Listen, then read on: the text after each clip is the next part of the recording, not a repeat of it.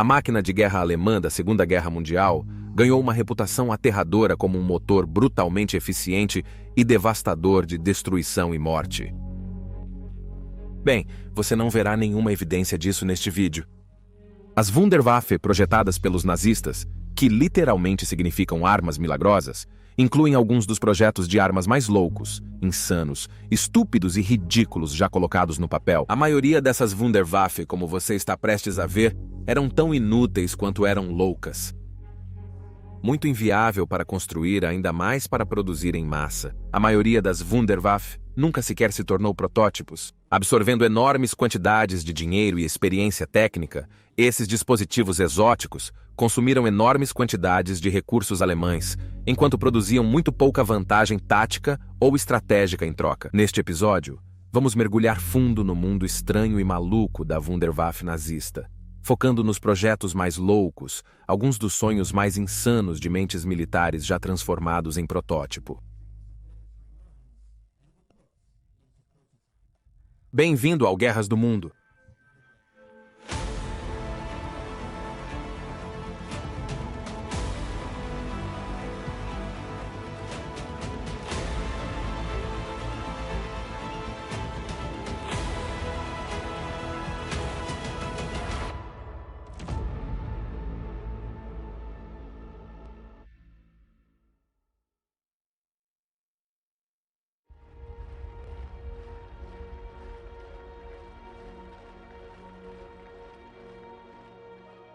A Wunderwaffe está repleta de todos os tipos de designs malucos. Quando se trata do mais louco de todos, o Panzer VIII tem que estar na disputa, especialmente quando você considera o quão perto essa coisa chegou de ser realmente produzida em massa. Então vamos recuar, precisaremos fazer isso.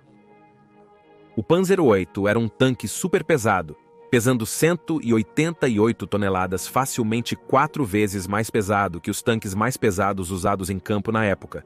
E ainda 3 vezes mais pesado que os tanques de linha de frente modernos. Essa coisa era massiva. Primeiramente apelidado de mamute por razões óbvias, o Panzer VIII teria anulado todos os veículos no campo de batalha. Mas é claro, este é o programa Wunderwaffe e nada é permitido ser sensato. E assim, pesando mais de 100 toneladas e coberto com uma armadura de 7 polegadas de espessura, o Panzer VIII ficou conhecido para aqueles que trabalhavam nele, bem como historiadores surpresos em todo lugar como o Maus. Você honestamente não poderia inventar isso. Esta poderosa máquina era além do ridículo.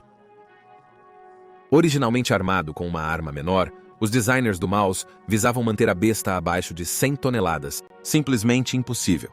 Ao ver um modelo de madeira da coisa em maio de 1943, Adolf Hitler não queria saber de nada disso. Ele disse que a coisa tinha uma arma de brinquedo, insistindo em vez disso em uma enorme arma de 150 milímetros. Se ele tivesse conseguido o que queria, o Maus teria facilmente acabado pesando 200 toneladas. Odeio chamar alguém envolvido neste projeto de sensato, mas alguém em algum lugar garantiu que um compromisso fosse alcançado, e o poderoso canhão antitanque Krupp de 128 mm PEC 44 foi montado no Maus pesando 10 toneladas e capaz de disparar projéteis de 28 kg, que incapacitariam qualquer veículo de combate implantado pelos aliados a distâncias superiores a 3.500 metros. Esta era uma arma séria e que transformou o Maus em um temível matador de tanques. Foi complementado por outro canhão de 75 mm usado nos Panzer IV, bem como uma metralhadora antipessoal M64. Revestido em armadura e com tais armas poderosas, o Maus foi projetado para ser usado como um tanque de avanço, perfurando buracos em posições bem defendidas e emergindo ileso. Teria sido um terror vê-lo no campo de batalha. Contudo, não seria necessário evadir-se tão depressa. Isso porque o Maus acabou pesando bem mais de 100 toneladas por causa de seu uso. E é aí que o tanque começa a parecer um pouco ridículo.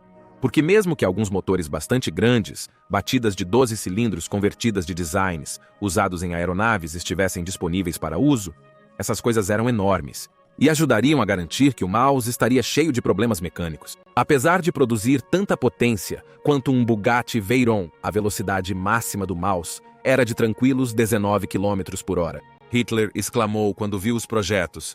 Citação: se eu tivesse 100 desses, eu poderia fazer os russos recuarem. Bem, mesmo que isso fosse verdade e alerta de spoiler, não era.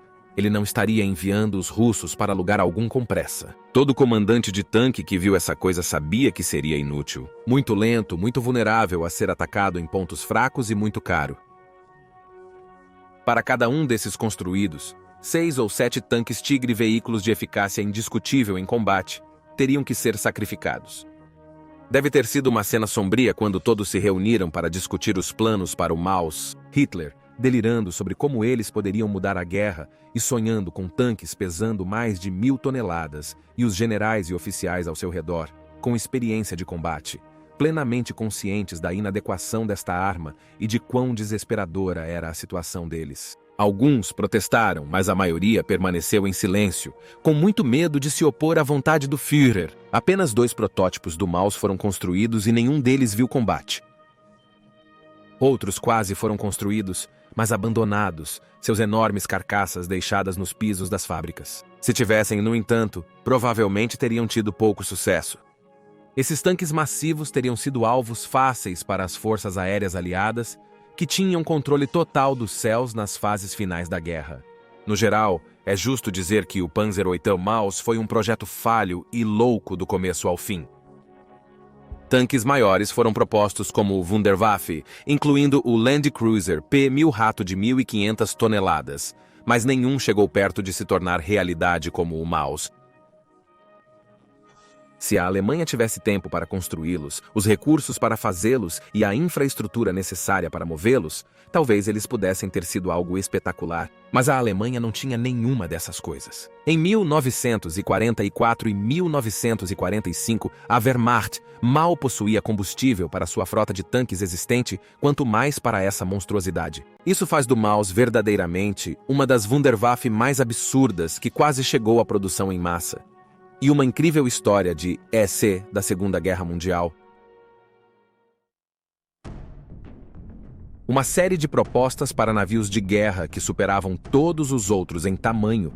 Os navios de guerra da classe H poderiam ter sido lançados se o regime nazista tivesse sobrevivido alguns anos a mais. Ofuscando tanto os navios de guerra da classe Yamato do Japão, quanto os navios de guerra da classe Montana, do ZEUA à classe H, era uma série proposta de navios de guerra de tamanho e armamento incríveis.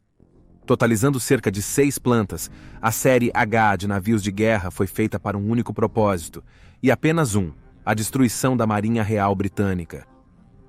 O nome dado ao rearmamento e expansão da Kriegsmarine, a Marinha Alemã, era o assustadoramente adequado Plano Z. O maior desses navios de guerra da classe H programados para serem construídos para o Plano Z era o HA-44. Embora nunca realmente planejado em detalhes, o H-44 foi calculado para ter 345 metros de comprimento e pesar incríveis 141.500 toneladas. Este colosso pesaria o dobro dos maiores navios de guerra já construídos na história.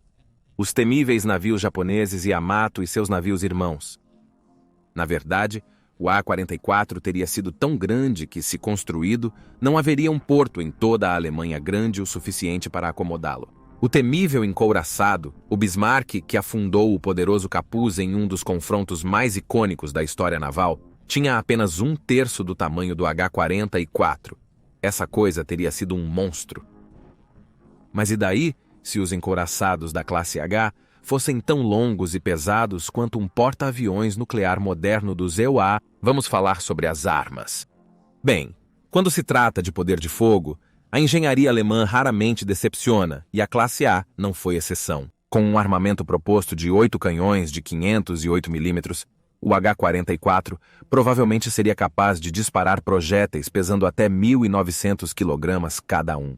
Isso significa que um único ataque do H-44 teria mais de 15 toneladas de munições de alto explosivo caindo sobre você. Uma carga que levaria 7 B-17 fortalezas voadoras, um dos maiores e mais destrutivos bombardeiros pesados da Segunda Guerra Mundial para carregar. Estar na extremidade receptora desses canhões navais de 20 polegadas teria significado destruição certa para qualquer coisa, com exceção, talvez, de alguns bunkers subterrâneos de concreto. Mas claro, isso era pouco mais do que devaneios para os planejadores nazistas. Com tempos de produção estimados em 50 meses e exigindo enormes quantidades de aço, mão de obra e dinheiro para serem concluídos, nenhum navio de guerra da classe H seria jamais finalizado. E os dois que foram iniciados até então, tendo usado respectivamente 1.200 e 3.500 toneladas de aço, foram desmontados. Os materiais foram utilizados na construção de submarinos U-boats. Com a guerra total e rompendo em terra, os alemães simplesmente não tinham recursos para desafiar os britânicos no mar. Ainda bem, realmente, porque os confrontos navais no Pacífico já estavam demonstrando como os encouraçados estavam se tornando obsoletos diante das estratégias móveis baseadas em aviões construídas em torno de porta-aviões. As armas que já haviam sido construídas foram integradas ao Muro do Atlântico, uma série de defesas navais. Eles permanecem como enormes lembretes do potencial poder desses navios de guerra. Em vez disso, a Britânia continuou a governar as ondas, mas a classe H sempre dominará a imaginação de qualquer fanático por guerra naval, se afastando da realidade em seu esplendor de aço de tamanho ridículo.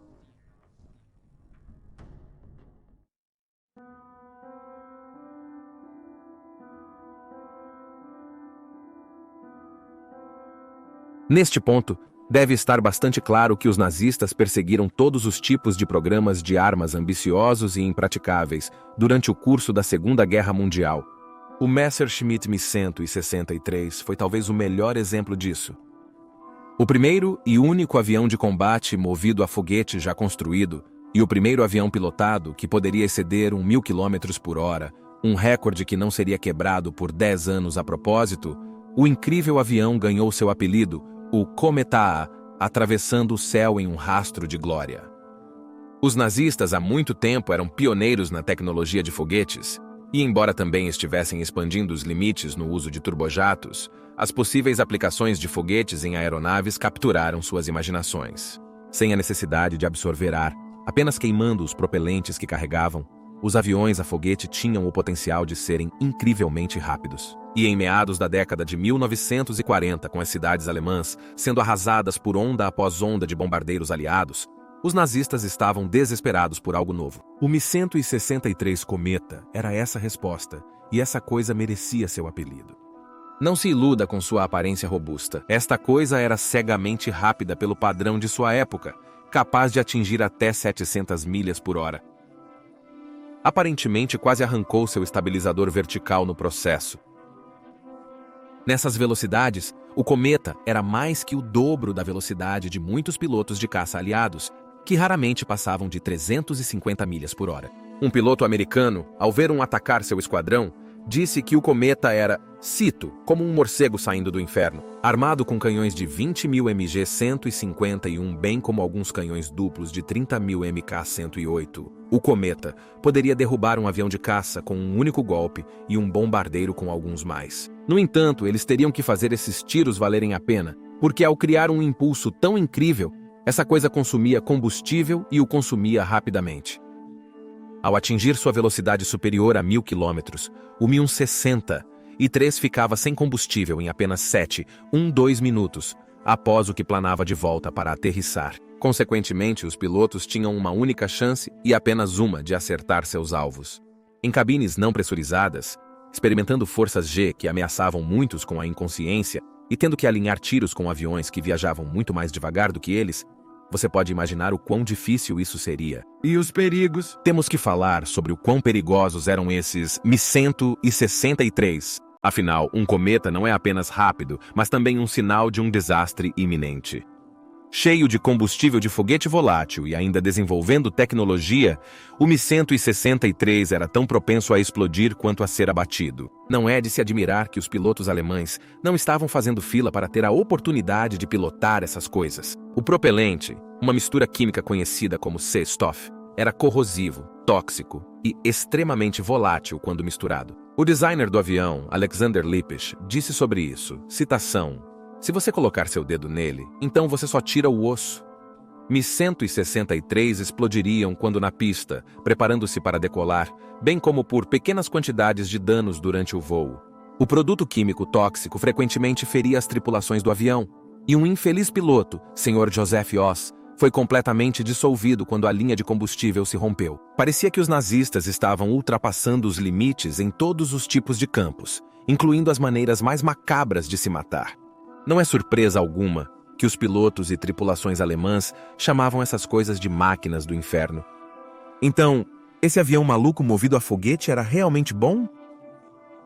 Surpreendentemente, considerando as inúmeras desvantagens discutidas, realmente era. Embora a falta de combustível tenha mantido a maioria no chão durante a guerra, em sua curta história operacional, eles destruíram pelo menos uma dúzia de aeronaves aliadas. Em voos planados, era altamente manobrável e fácil de controlar, com um piloto de teste alemão afirmando que uma criança poderia pilotá-lo. Usando um trem de pouso destacável e inteligente com um grande esqui na parte inferior, os pousos eram surpreendentemente seguros. Ok, claro, a coisa continuava explodindo e realmente lutava para atingir aeronaves inimigas, mas melhorias contínuas nessa abordagem inovadora poderiam ter resolvido isso. Também ficava incrível em vermelho.